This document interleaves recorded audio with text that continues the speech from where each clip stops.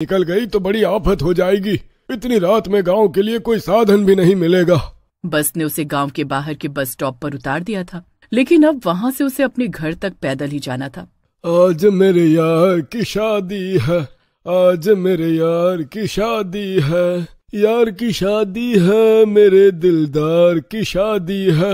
आज तो बड़ी ठंड है, खेतों के रास्ते से ही निकल लेता हूँ। थोड़ा जल्दी पहुँच जाऊंगा, वरना घर पहुँचने में 1 घंटा लगेगा।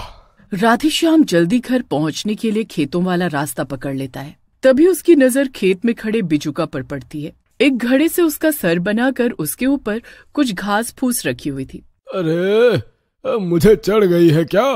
ये बिजुका इतना अजीब सा क्यों नजर आ रहा है?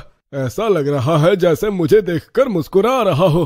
अरे राधेश्याम, तेरा दिमाग अपनी जगह से हिल गया है लगता है। बिजुका कोई इंसान थोड़ी होता है जो तुझे देखकर मुस्कुराएगा।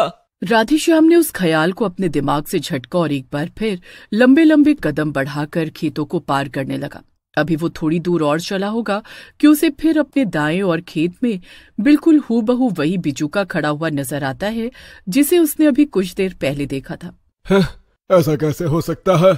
अभी कुछ देर पहले ही तो मुझे ये बिजुका दिखा था, हूबहू वही कपड़े, और इस हुलिये में ये बिजुका यहाँ कैसे हो सकता है?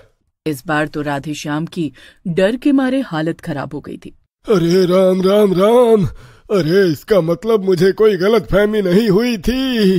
ये कोई बिजुका नहीं बल्कि भूत प्रेत लगता है। ये तो रास्ते के बीचों बीच खड़ा हुआ है। अरे करूँ तो क्या करूँ?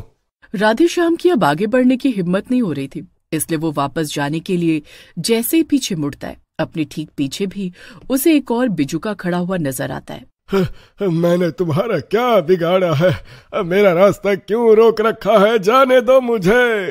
राधेश्याम के इतना कहते ही बिजुका जोर जोर से हंसने लगता है। बिजुका की डरावनी हंसी सुनकर राधेश्याम थर थर कांपने लगा था, लेकिन बिजुका उसकी जान ले लेता है। अगले दिन सुबह जब गांव वाले खेतों में आते हैं तो वहां पर राधेश्याम को बिरजू के खेतों में वे देखते हैं। उसके सर से खून बह रहा था। गांव के एक नौजवान युवक की इस तरह से मौत हो जाने से पूरे गांव में अफरा तफरी सी मच गई थी। कुछ दिन बाद, तुम्हें पता है ना, दिन छिपने के बाद खेतों में आना सही नहीं होता। अभी पिछले हफ्ते राधेश्याम यही खेतों में मरा हुआ मिला था। डर नहीं लगता है क्या? अब ये क्या बात हुई? दिन के उजाले में तो तुमसे मिल नहीं सकते, इसलिए दिन ढलने का इंतजार करता हूँ। अब तुम रात में भी मिलने से इनकार कर रही हो। घबराती क्यों हो? मैं हूं ना तुम्हारे साथ। ये लो, तुम्हारे लिए शहर से तोहफा लेकर आया था, वही देने के लिए बुलाया था यहाँ। चलो अब तुम पहले जाओ, थोड़ी देर बाद तुम्हारे